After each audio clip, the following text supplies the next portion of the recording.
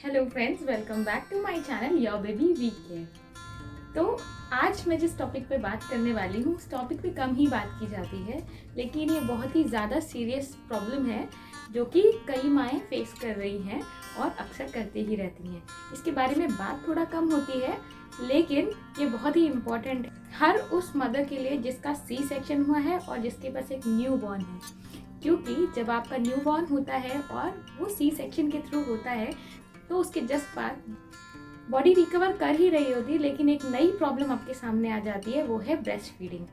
तो हमारे साथ इस वीडियो में जानेंगे कि आखिर नई मॉम जिनका सी सेक्शन हुआ है वो बेबी को ब्रेस्ट फीड कैसे करा सकती है और कौन सी ऐसी छोटी छोटी सी टिप्स हैं जिनको यूज़ कर आप अपने ब्रेस्ट फीडिंग के एक्सपीरियंस को हेल्दी एंड हैप्पी बना सकते हैं। तो आइए बिना टाइम वेस्ट किए शुरू करते हैं हमारा ये वीडियो।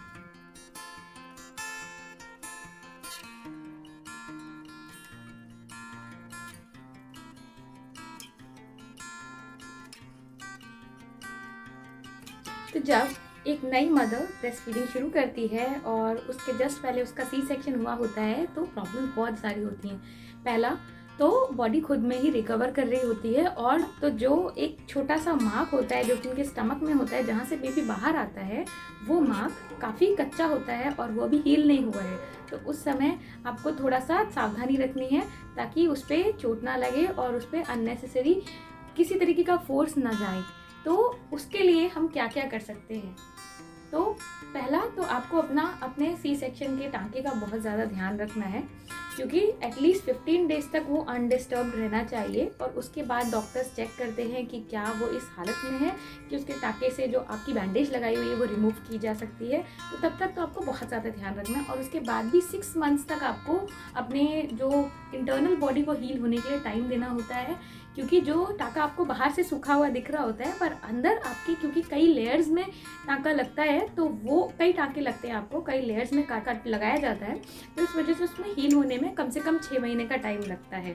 तो इसलिए आपको इस दौरान बहुत ज़्यादा ध्यान रखना होता है। अगर आप प्रॉपरली जानना चाहते हैं कि सी सेक्शन के बाद आप अपना ध्यान कैसे रख सकते हैं और कैसे आप जल्दी से जल्दी रिकवर कर सकते हैं और अपने टाँकों का कैसे ख्याल रख सकते हैं, तो हमारी ये प्लेलिस्ट ज़रूर चेक करें जो कि मैंने ऊपर वीडियो कार्ड में लिंक कर दी है और साथ ही साथ डिस्क्रिप्शन बॉक्स में भी लिंक कर रखी है, तो आप उसे चेक करना बिल्कुल ना भूलें। इसके साथ ही एक दूसरी प्रॉब्लम शुरू हो जाती है न्यूबॉर्न की केयर की। तो जब आपके पास एक नया सा बेबी आता है तो उस बहुत ज़्यादा ख्याल रखना पड़ता है। एक नई दुनिया में वो आता है, क्योंकि इसके पहले वो पेट में रहता है तो वहाँ पे जो उसकी पूरा एनवायरनमेंट होता है डिफरेंट होता है, और जब वो बाहर आता है तो एक नया एनवायरनमेंट हो जाता है। तो बेबी को एडजस्ट कराने में भी उसकी मदर की बहुत ज़्यादा हेल्प लगती है, क्योंकि बेबी किसी को नहीं पहचानता, सिर्फ अपनी मॉम को पहचानता है, वो भी थ्रू स्मेल और उनके टच के थ्रू। लेकिन बाकी लोगों के लिए वो अनजान है, तो अभी आपका ही सपोर्ट उसके लिए बहुत ज़्यादा ज़रूरी रहता है ताकि वो आराम से इस वर्ल्ड में एडजस्ट हो सके। तो वहाँ पर आपको उसका ख्याल भी रखना है। तो आपके लिए सबसे ज़रूरी ये रहता है कि आप एक तो उसको प्रॉपरली ब्रेस्ट फीड कराएं, क्योंकि जितना ज़्यादा आप ब्रेस्ट फीड कराएंगे बेबी उतना ज़्यादा स्ट्रॉन्ग और इम्यून होगा। और साथ ही साथ आपके लिए ये भी इम्पॉर्टेंट है कि आप अपना भी ख्याल रखें।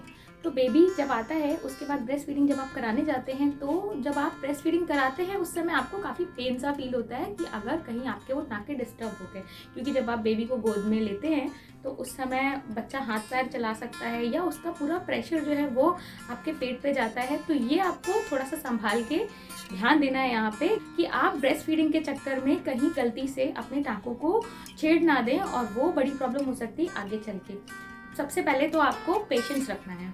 आपको ध्यान देना है कि जब आपको बेबी जब डिलीवर होता है, और ख़ास तौर से जब सी सेक्शन के थ्रू डिलीवर होता है, तो ब्रेस्ट फीडिंग में थोड़े इश्यूज आते ही हैं। कई बार ऐसा होता है कि ब्रेस्ट के मिल्क के प्रोडक्शन जो होता है वो बहुत कम होता है, और क्योंकि मॉम नई होती है उसे समझ नहीं आ रहा होता है कि क्या प्रॉब्लम हो गई है और मुझे ब्रेस्ट मिल्क क्यों नहीं आ रहा है। तो इस केस में आपको थोड़ा सा पेशेंस रखना है, और सबसे ज़्यादा ज़रूरी ये है कि आप अवेयर रहे कि ऐसी चीज़ें होती हैं। जब आप प्रेग्नेंट हैं उसी समय इस बारे में पूरी जितनी भी मोड ऑफ डिलीवरी है ये सारी चीज़ें आप जान के रखें, और इससे क्या क्या प्रॉब्लम्स होती हैं आपको वो भी पता होना चाहिए। अगर आप पता रखेंगे तो आप वेल प्रिपेयर्ड रहेंगे और आप घबराएंगे नहीं। तो आप इस बारे में पूरी जानकारी रखें और साथ ही साथ बहुत सारा पेशेंस रखें, क्योंकि ब्रेस्ट फीडिंग इतनी आसान नहीं होती है जितनी मूवीज़ में दिखाई जाती है। और ब्रेस्ट फीडिंग पे पूरी डिटेल अगर आपको चाहिए तो हमारे ब्रेस्ट फीडिंग की सीरीज़ को डिटेल में देखें। तो उसमें जब आप शुरुआत में बेबी को ब्रेस्ट फीड कराते हैं तो कई बार ऐसा होता है कि ब्रेस्ट मिल्क की सप्लाई कम होती है, और ये नॉर्मल है क्योंकि सी सेक्शन के बाद ऐसा होता है, इट्स नॉर्मल। तो आपको घबराना नहीं है, थोड़ा सा ट्राई करना है 2-3 बार। आपको जब आप बार बार ट्राई करते हैं तो जैसे जैसे बॉडी को लगता है कि आपको आपके बेबी को रिक्वायरमेंट है, वैसे वैसे प्रोडक्शन बढ़ता जाता है। तो आप बिल्कुल भी घबराएं नहीं इस बात को लेकर। और कई बार ये होता है कि हम बात करने में भी डरते हैं लोगों से, क्योंकि लोग जो है वो स्टीरियोटाइप करते हैं कि अरे ये तो सी सेक्शन मॉम है, तो इसलिए वो एक टैबू रहता ही रहता है, क्योंकि लोगों को अभी भी यही लगता है कि नॉर्मल डिलीवरी अच्छी होती है और सी सेक्शन वाले जो लोग होते हैं वो बेकार है, और वो मदर्स उनने अभी तक डिलीवरी का पेन नहीं झेला या ये वो बहुत सारी चीज़ें हैं। इसलिए लोगों को जो सोचना है वो सोचने दीजिए, लेकिन उसके लिए आप सपोर्ट ग्रुप्स फाइंड आउट कर सकते हैं। आप डिफरेंट सोशल मीडिया नेटवर्क्स पे जाकर आप अपनी तरीके की और भी सी सेक्शन मॉम्स के ग्रुप्स को सर्च करिए और उन्हें ज्वाइन करिए। आपकी जान पहचान में कोई और मॉम है जिनका सी सेक्शन हुआ है तो आप उनसे बात करिए, उनसे डिटेल लीजिए कि आखिर इस टाइम पे आपको क्या क्या प्रॉब्लम्स हुई और आपने क्या क्या किया। इसके साथ ही आप हमारे चैनल पे आने वाले रेगुलर वीडियोस को भी चेकआउट कर सकते हैं, वो भी आपके लिए बहुत ज़्यादा हेल्पफुल होंगे। और इसके साथ साथ आपको जब ब्रेस्ट फीडिंग के लिए जो भी मैंने आपको जितनी भी चीज़ें बताई हैं कि ब्रेस्ट मिल्क की सप्लाई को इंक्रीज़ करने के लिए आपको क्या क्या टिप्स लेनी चाहिए, क्या क्या उपाय करने चाहिए, वो सारे के सारे उपाय आप ट्राई करिए। एंड ट्रस्ट मी, वो सारे ही बहुत ज़्यादा इफेक्टिव रहते हैं। आप एक बार ट्राई करना शुरू करिए, आपको रिजल्ट्स बिल्कुल ओवरनाइट मिलेंगे। देन सेकेंड इज बेबी को होल्ड करना, यानी कि बेबी को आप कैसे ले या पकड़ें जिससे कि आपको कोई भी पेन भी ना हो और साथ ही साथ आप बेबी को ठीक से ब्रेस्ट फीड भी करा सकें। तो आपको जब आप हॉस्पिटल में हैं अपने डॉक्टर को शो करते हुए बेबी को फीड करना है, कि मतलब जो वहाँ पे लैक्टेशन कंसल्टेंट रहेंगे उनके सामने आपको बेबी को दिखा के और फिर फीड करना है। तो जब आप ऐसा करते हैं तो डॉक्टर ठीक से ये पता करेंगे आपने ठीक से फीड ऑफर किया है या नहीं, और अगर लैचिंग में कोई इशू है, बेबी ठीक से पकड़ नहीं पा रहा, तो वो भी डॉक्टर आपको गाइड करेंगे कि क्या करना चाहिए जिससे वो ठीक हो सके। ठीक है। उसके बाद जो नेक्स्ट चीज़ जो आपको रहेगी वो आपको देखना है कि जब आपका बेबी छोटा है तो उस समय आप मार्केट में अवेलेबल ब्रेस्ट फीडिंग पिलोज होती हैं, तो आप वो लीजिए और उसमें आप बेबी को प्रॉपरली स्टफ करके और उसके बाद पिलाने की कोशिश करिए। जब ब्रेस्ट फीडिंग पिलो में आप बेबी को रखते हैं तो उसके बाद क्या होता है कि सारा का सारा प्रेशर जो है वो ब्रेस्ट फीडिंग पिलो अपने ऊपर लेती है, और उसकी वजह से कोई भी प्रेशर आपके ऊपर नहीं आता है या आपके टाँकों के ऊपर नहीं आता है। तो ये आपके लिए बहुत ही ज़्यादा हेल्पफुल रहेगा। एंड आई वुड सजेस्ट कि आप एक अच्छी ब्रेस्ट फीडिंग पिलो में इन्वेस्ट ज़रूर करें। एंड सपोज अगर आप ब्रेस्ट फीडिंग पिलो नहीं ले पा रहे हैं तो आप कुछ ब्लैंकेट्स को एक स्टैक कर दीजिए इस तरीके से, एक के ऊपर एक रख के, और उसके बाद उसको लगाइए अपने नीचे, एक पिलो का सेटअप करिए और उसके बाद फिर वहाँ पर बेबी को सेटअप करके प्रॉपरली आप बहुत ही ज़्यादा कंफर्टेबल और रिलैक्स्ड होकर बैठिए, और उसके साथ वहाँ पे बेबी को कंफर्टेबली रखिए। हाथों के सपोर्ट से आप बेबी को होल्ड करिए, लेकिन सारा प्रेशर आपको उस ब्लैंकेट और उस पिलो पे जाने दीजिए। जब आप ऐसा करते हैं तो आपको वो अननेसेसरी प्रेशर अपने ऊपर फील नहीं होता है।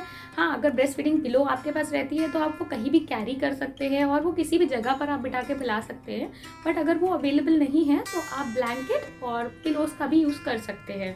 उसके साथ में जो नेक्स्ट चीज़ मैं आपको बताना चाहती हूँ वो ये है कि ब्रेस्ट फीडिंग के लिए अगर आप कुछ पोजीशंस का ध्यान दीजिए, यानी कि कई ऐसी पोजीशन होती है आमतौर पर बेबी को आप सामने रख कर पिलाते हैं तो वो एक पोजीशन है, लेकिन कई बार ऐसा होता है कि उससे मदर्स को, यानी कि जिनका सी सेक्शन हुआ है वो मदर्स को काफ़ी प्रॉब्लम होती है। तो आपको ऐसे पोजीशंस चेक करने हैं जो कि ब्रेस्ट फीडिंग के लिए सजेस्ट किए जाते हैं जब आपका सी सेक्शन होता है। तो आप इन पोजीशंस के बारे में जानें, जैसे कि उनमें से एक है जब आप लेटे होते हैं तो आप लेटने के साथ बेबी का जो हेड है वो अपने हेड की साइड करिए और बेबी की बॉडी ऊपर कर दीजिए, और उसके बाद आप फीड कराइए। तो बेबी जो है वो उसका पैर या उसकी बॉडी जो है आपके इंसिजन्स में या टाँकों पे नहीं जाएगी, यानी आपके पेट पे नहीं जाएगी, और बेबी का जो पैर है वो आपके सर की तरफ रहेगा। तो आप इस तरीके से फीड करा सकते हैं। दूसरा आप ये करिए कि जब आप फीड करा रहे हैं तो आप साइड में लेट जाइए, और साइड में लेटने के साथ जहाँ पे टाँके लगे हुए वहाँ पे आप एक पिलो के सपोर्ट से आप वहाँ पे सपोर्ट दीजिए और थोड़ा सा गैप फिल अप कर दीजिए जहाँ पे, ताकि वो नीचे लटके नहीं, और जब वो लटकेगा नहीं तो वहाँ पे ज़्यादा प्रेशर आएगा नहीं। तो आपको वहाँ पे सपोर्ट देना और उसके बाद अपने बेबी को साइड में लेटाकर ठीक से फिर अपने फीड करना है। इसके साथ में एक और पोजीशन होती है जिसे बोलते हैं क्रेडल पोजीशन। तो आप जो क्रेडल यानी कि एक हाथ से सपोर्ट देते हैं और दूसरे हाथ में आप बेबी को प्रॉपरली लेते हैं। तो जब इस तरीके से आप फीड करते हैं तो ये भी आपके बेबी के लिए मतलब इसका पूरा प्रेशर आपके हाथों पर आता है, आपकी बॉडी पर या आपके स्टमक पर नहीं जाता है। तो ये भी काफ़ी सेफ पोजीशन रहती है आपके बेबी को फीड कराने की। इसके साथ ही साथ एक और पोजीशन है जो आप ट्राई कर सकते हैं, वो है फुटबॉल होल्ड। फुटबॉल होल्ड में आप क्या करते हैं कि जो बेबी का हेड है वो आप अपने हाथ में रखते हैं और उसके साथ में आप बेबी की जो पूरी बॉडी है वो अपनी बॉडी के पीछे साइड से निकाल देते हैं और अपने ये हाथ के, क्योंकि आपका न्यूबॉर्न बहुत छोटा होता है, तो आप यहाँ से बॉडी जो हाथ है यहाँ पे आप पूरा इस हाथ पे अपने बेबी की बॉडी को सपोर्ट कर सकते हैं और उसका हेड जो है वो आप यहाँ पर रखकर और उसके बाद फिर आप यहाँ पर बेबी को डायरेक्टली लैच करा के फीड करा सकते हैं। बेबी इससे बहुत ही ज़्यादा कंफर्टेबली फीड करता है और उसके साथ साथ दूसरी सेक्शन में उनको बहुत ज़्यादा आराम मिलता है जब वो फीड करा रही होती है। तो आपको बिल्कुल घबराना नहीं है। फीडिंग के कई तरीके हैं, आप इस पर थोड़ा सा चेकआउट करिए। इसके अलावा भी कई अच्छी पोजीशंस हैं जो आपको चेकआउट करनी चाहिए, बट जो वो बेस्ट ये फुटबॉल होल्ड रहती है और साथ ही साथ जो आप स्टैक करके या फीडिंग के लोग की हेल्प से करते हैं, ये दो पोजीशन बहुत ही ज़्यादा अच्छी रहती हैं आपके बेबी के लिए भी और आपके लिए भी। इसके साथ में आपको जो है वो इस बात पे ध्यान देना है कि आपको बिल्कुल भी हेजिटेट नहीं करना। अगर आपको लगता है कि आपकी मिल्क सप्लाई कम है तो आप थोड़ा सा पेशेंस रखें और साथ ही साथ अपने लैक्टेशन कंसल्टेंट से इसके बारे में डिस्कस करें। आपके आसपास के लोग उतने सपोर्टिव नहीं होंगे, बट डॉक्टर्स को ये बात अच्छी से पता होती है। तो आपको जब भी कुछ करनी है तो आप अपने डॉक्टर से ज़रूर बात करें, इसको बिल्कुल भी हेजिटेट नहीं करना है। हो सकता है आफ्टर सी सेक्शन जब आपने बेबी को फीड कराना शुरू किया है तो फीडिंग के साथ साथ आपको बहुत सारे इश्यूज आते हैं, जैसे आपके निपल्स में कुछ प्रॉब्लम आ जाती है या आपके ब्रेस्ट में कुछ प्रॉब्लम आ जाती है। तो उसका कैसे प्रॉपरली ध्यान रखना है निपल्स का या ब्रेस्ट का, इसको भी आप हमारे चैनल पर अवेलेबल वीडियोज़ में चेक कर सकते हैं। और अपार्ट फ्रॉम दैट आप अपने लैक्टेशन कंसल्टेंट से भी ज़रूर मिलें और इन सारी बातों पर डिटेल चेकआउट करें, क्योंकि अगर आप जितना ज़्यादा आपको इन्फॉर्मेशन रहेगी उतना ज़्यादा आप वेल प्रिपेयर्ड रहते हैं और उसके साथ ही साथ आपको कोई कन्फ्यूजन नहीं रहती है और आप मेंटली भी प्रिपेयर्ड रहते हैं इस चीज़ को लेकर कि ये सारी प्रॉब्लम्स अगर आती हैं तो उसको रिजॉल्व कैसे करना है। मैंने साथ में आपको बताया था कि सी सेक्शन के टाइम पे कई बार ऐसा होता है कि ब्रेस्ट मिल्क सप्लाई कम हो जाती है, तो उस टाइम पे आपको ब्रेस्ट मिल्क सप्लाई को बढ़ाने के लिए गैलेक्टोगॉक्स का यूज़ करना है। लेकिन ध्यान इस बात पे देना है कि बड़े बूढ़े होते हैं वो अक्सर लोगों को बहुत ही हैवी चीज़ें खाने को देते हैं, बोलते हैं कि ये कंज्यूम करो, इससे आपका ब्रेस्ट मिल्क सप्लाई बढ़ेगा, जिसमें बहुत सारा घी बहुत सारा गुड़ होता है। लेकिन आपको ये चीज़ें इस समय अवॉइड करनी है, क्योंकि आपको इस बात का ध्यान देना है कि आपको जो डिलीवरी हुई है वो सी सेक्शन के थ्रू हुई है और अगर मान लीजिए आप ये सब ज़्यादा अमाउंट में कंज्यूम करते हैं तो आपको डायरिया भी हो सकता है। तो आपको अगर डायरिया हो जाता है और सी सेक्शन के टाइम पे अगर आपको डायरिया हो जाता है तो थोड़ी ज़्यादा प्रॉब्लम हो जाती है। इसलिए आप इस समय ये अवॉइड करें कि आप इस तरीके के हैवी फूड को लें। जितना ज़्यादा सिंपल खाना लेंगे आप उतना ज़्यादा अच्छा है। हाँ, गैलेक्टोगॉक्स आप ले सकते हैं, प्लेन गैलेक्टोगॉक्स। जैसे कि मैंने डॉक्टर से बात की थी तो उन्होंने मुझे ये बताया था कि आप ये सारी चीज़ें दूध के साथ ले सकते हैं, जैसे कि शतावरी हो गई या फिर मेथी हो गई या जीरा हो गया, या आप दूध या पानी के साथ ले सकते हैं। पर बहुत ज़्यादा घी आपको कंज्यूम नहीं करना और बहुत ज़्यादा गुड़ कंज्यूम नहीं करना, क्योंकि दोनों ही चीज़ें आपको डायरिया दे सकते हैं और वो आपके लिए थोड़ी प्रॉब्लम दे सकता है। तब आप अपना भी ख्याल नहीं रख पाएंगे, आप बच्चे का क्या ही ख्याल रखेंगे, क्योंकि इस समय आपकी बॉडी ऑलरेडी बहुत वीक होती है और वो रिकवरी के लिए टाइम चाहती है। और अगर इस हालत में आपको डायरिया भी हो जाता है तो आपका दिन भर वॉशरूम के चक्कर में ही निकल जाएगा। तो इसलिए आप बेहतर रहेगा कि इस तरीके का हैवी फूड आप अवॉइड करें। तला भुना खाना बिल्कुल मत खाएं और बहुत ही प्लेन सिंपल खाना खाएं और हेल्दी फूड खाएं। यानी मैंने आपको बताया कि ब्रेस्ट मिल्क को बढ़ाने के लिए आपको मिल्क कंज्यूम करना है, साथ ही साथ आपको ग्रीन लीफी वेजिटेबल्स कंज्यूम करनी है और जितने भी मैंने गैलेक्टोगॉक्स आपको बताए वो सारे आप कंज्यूम कर सकते हैं। और इसके साथ में कुछ पाउडर आता है जिसकी हेल्प से आप ब्रेस्ट मिल्क सप्लाई को बढ़ा सकते हैं, आप वो भी ज़रूर कंज्यूम करें, क्योंकि ये भी आपके बेबी के लिए और आपके लिए बहुत अच्छा रहेगा। आपके ब्रेस्ट मिल्क की सप्लाई को इंक्रीज़ करने के लिए बहुत अच्छा रहता है और अननेसेसरी प्रेशर ना आपके दिमाग पे जाता है और ना ही आपकी बॉडी पे जाता है। तो आप ये सारी हेल्प लीजिए, क्योंकि ये सारी हेल्प्स आपको ऑलरेडी अवेलेबल है मार्केट में, प्लस डॉक्टर्स इस पे काम कर रहे हैं, मार्केट में बहुत सारी चीज़ें अवेलेबल हैं और आप बस ज़रूरत इस चीज़ की है कि आप उसके लिए अवेयर। मैं चाहती हूँ कि आप लोगों से बात करें इसके बारे में, अगर कोई भी समस्या होती है उसे रिजॉल्व करने की कोशिश करें और घबराएं बिल्कुल नहीं, क्योंकि घबराने से कुछ नहीं होगा। और ब्रेस्ट मिल्क की सप्लाई इज़ नॉर्मल, कभी कभी कम हो जाती है, बट कुछ मेजर्स लेने से वो रिजॉल्व भी हो जाती है। इसके साथ ही साथ जब आप सी सेक्शन मॉम है तो आपको थोड़ी सी ज़्यादा प्रॉब्लम्स फेस करनी पड़ती हैं, बट ऐसा नहीं है कि वो डूएबल नहीं है या करने लायक नहीं है, वो आप मैनेज कर सकते हैं। अगर आप ढंग से कोशिश करें तो आप ज़रूर मैनेज कर सकते हैं। अच्छा, कभी कभी ऐसा भी होता है कि जब आपकी डिलीवरी हुई है सी सेक्शन के थ्रू, उसके बाद आप थोड़ा ज़्यादा टाइम के लिए अनकॉन्शियस रहते हैं, अंडर मेडिकेशन रहते हैं। तो जब आप उस टाइम पे ट्राई किया जाता है कि आप बेबी को फीड करा सके तो आप नहीं करा पा रहे होते, तो इट्स ओके। उस टाइम पे डॉक्टर जो भी मेजर्स रहेंगे वो लेंगे। हाँ, शुरुआत का जो ब्रेस्ट मिल्क है वो आपको बेबी को देना होता है, क्योंकि वो बेबी को एंटीबॉडीज जनरेट करने में बहुत ज़्यादा हेल्पफुल रहता है। तो आपको वो ब्रेस्ट मिल्क बेबी को फीड कराना है, चाहे वो भले ही थोड़ा सा फ्यू ड्रॉप्स भी आ रहा है तो भी आपको बेबी को देना है। तो जब आप अनकॉन्शियस होते हैं, उसके बाद जब आप मान लीजिए आप वेकअप होते हैं और उसके बाद आपको लगता है कि आपका ब्रेस्ट मिल्क प्रॉपर नहीं हो रहा है, तो आपको ज़्यादा टेंशन नहीं लेनी है। आप ट्राई करिए ब्रेस्ट फीडिंग के लिए ब्रेस्ट पंप का। तो जब आप ब्रेस्ट पंप का यूज़ करते हैं तो जो बॉडी होती है वो स्टिमुलेट होती है कि आपको बेबी को और ज़्यादा ब्रेस्ट मिल्क की ज़रूरत है, और थोड़े टाइम बाद वो अपने आप रेगुलेट हो जाती है। और इसके साथ ही साथ आपको जब भी बेबी आपका फीड मांग रहा है तो आप फॉर्मूला पे स्विच ना करें, धीरे धीरे करके बार बार बेबी को फीड ऑफर करें। शुरुआत में बेबी कम ही मिल्क लेता है तो आपको टेंशन नहीं लेनी है कि वो कम मिल्क ले पा रहा है, क्योंकि आप प्रोड्यूस कम कर पा रही हैं। वो रेगुलेट हो जाता है over the period of time. जब आपका बेबी जैसे जैसे डिमांड शो करता है वैसे वैसे आपकी बॉडी मिल्क सप्लाई बढ़ाती जाती है। तो आपको उसको लेकर के भी बिल्कुल टेंशन नहीं लेनी है कि कम मिल्क सप्लाई हो रहा है तो मेरा बेबी जो है वो उसको पी पाएगा या नहीं, या उसका पेट भरेगा या नहीं। तो आपको इन सारी ही चीज़ों से अपने आप को बचा के रखना है, क्योंकि इस तरीके का जब आप स्ट्रेस लेते हैं तो वो आपके लिए और ज़्यादा प्रॉब्लमेटिक है। क्योंकि कई बार ऐसा होता है जब ये सारी स्ट्रेस एक साथ एक्यूमुलेट हो जाती है तो जो नई मदर्स हैं वो पोस्टमार्टम डिप्रेशन का भी शिकार हो जाती हैं। वो भी थोड़ी एक बड़ी प्रॉब्लम हो सकती है। तो आप अपने आप को बहुत ही ज़्यादा स्ट्रेस फ्री रखने की कोशिश करें।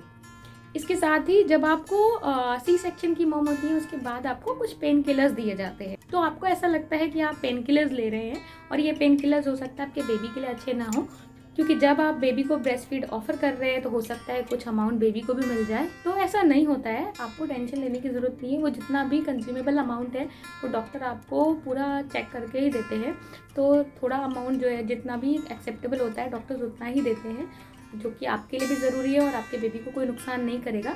तो आप इस तरीके से घबराइए मत, आप वो मेडिसिन भी ले सकते हैं और बेबी को ब्रेस्ट फीड भी करा सकते हैं।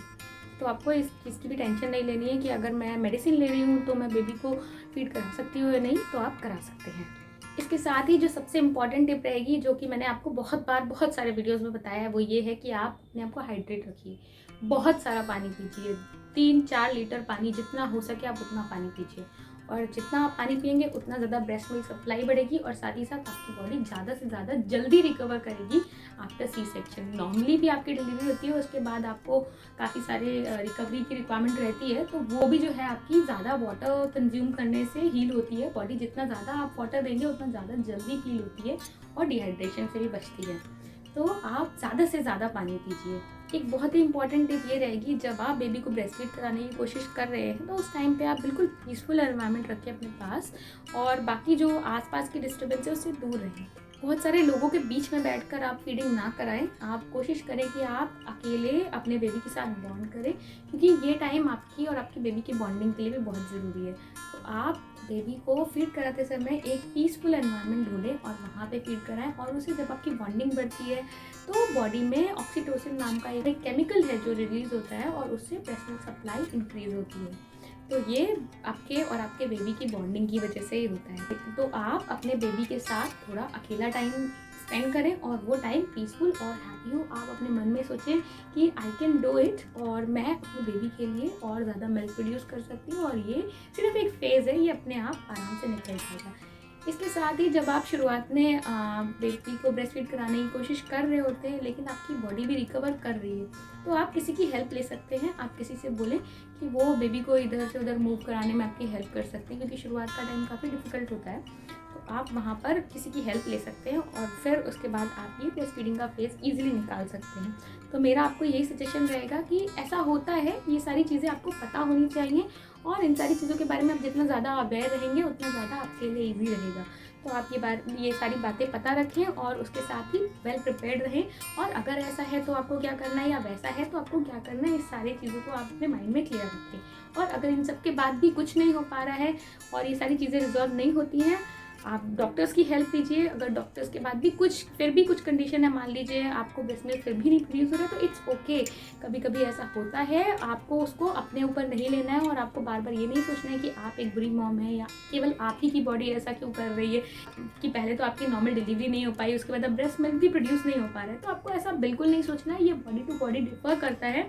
और अगर बेबी ब्रेस्ट मिल्क नहीं ले पाता है, दुनिया में कई ऐसे बच्चे हैं जो ब्रेस्ट मिल्क नहीं ले पाते हैं फिर भी वो हेल्दी रहते हैं। तो आपको ये चीज़ बिल्कुल नहीं लेनी। फॉर्मूलाज इसीलिए बनाए गए हैं, अगर लास्ट में ऑप्शन नहीं है तो आप बेबी को फॉर्मूला फीड भी करा सकते हैं।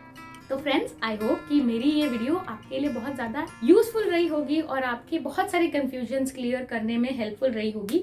अगर आप अभी एक नई ब्रेस्ट फीडिंग मॉम हैं या आपकी सी सेक्शन सर्जरी प्लान्ड है या आप नॉर्मल डिलीवरी के लिए भी जा रहे हैं, तो भी आपको ये इन्फॉर्मेशन आपके पास होनी चाहिए, क्योंकि आपको नहीं पता है कि इमरजेंसी सिचुएशन कैसी हो सकती है। कई बार ऐसा होता है कि नॉर्मल डिलीवरी के लिए सब कुछ प्लान्ड होता है बट लास्ट में जाके कभी इमरजेंसी सी सेक्शन भी करना पड़ता है। तो ये वीडियो आप हर नई मॉम या होने वाली मॉम को ज़रूर दिखाएं, क्योंकि ये उनके लिए भी बहुत यूज़फुल रहेगी। और इसके साथ ही साथ आप आसपास की जो फैमिली ग्रुप्स हैं उन्हें भी ज़रूर बताएं, क्योंकि इसमें नई मदर को फैमिली का सपोर्ट बहुत ज़्यादा रिक्वायर्ड रहता है। तो आप ये वीडियो जितना ज़्यादा से ज़्यादा हो सके उतना शेयर करें और मेरे चैनल पे अवेलेबल बाकी भी वीडियोस जो हैं उन्हें चेकआउट करें। हमारे चैनल पर ब्रेस्ट फीडिंग और सी सेक्शन से रिलेटेड बहुत सारी वीडियोस अवेलेबल हैं, पूरी सीरीज़ है। आई वुड सजेस्ट कि आप पूरी की पूरी सीरीज़ देखें, दोनों ही सीरीज़ आपके लिए बहुत ज़्यादा यूज़फुल रहेंगी। और इसके साथ ही साथ बाकी भी वीडियोस हमारे चैनल पर अवेलेबल है, जैसे कि आप नए बच्चे का ख्याल कैसे रखें और उसके साथ ही साथ जब आप थोड़ा सा बड़ा हो जाता है आपका बेबी, तो उसमें आपको बेबी की केयर कैसे करनी है। जब आपको बेबी को फीड कराना है, यानी कि आप जब उसके सॉलिड स्टार्ट करते हैं, तब आपको कौन सी बातों का ध्यान रखना है। और इसी तरीके से मैंने step by step baby care के लिए बहुत सारे वीडियोस बनाए हैं और बहुत सारी सीरीज़ बनाई हैं जिनसे आपकी बहुत ज़्यादा हेल्प हो सके। और ये पूरे वीडियोस बहुत ही ज़्यादा वेल ऑर्गेनाइज्ड हैं, आपको कोई भी कन्फ्यूजन नहीं रहेगी। तो आप मेरे पूरे चैनल के सारे वीडियोस को ज़रूर देखें एंड आई होप कि आपकी जो न्यू मदरहुड है वो बहुत ही ज़्यादा स्मूथ हो जाएगी। और इसके साथ ही अगर आप नए फादर हैं या होने वाले फादर हैं तो भी ये वीडियोस आपके लिए बहुत ज़्यादा हेल्पफुल है, क्योंकि मदरहुड सिर्फ माँ की जिम्मेदारी नहीं है, आजकल तो फादर भी ब्रेस्ट फीड करा रहे हैं।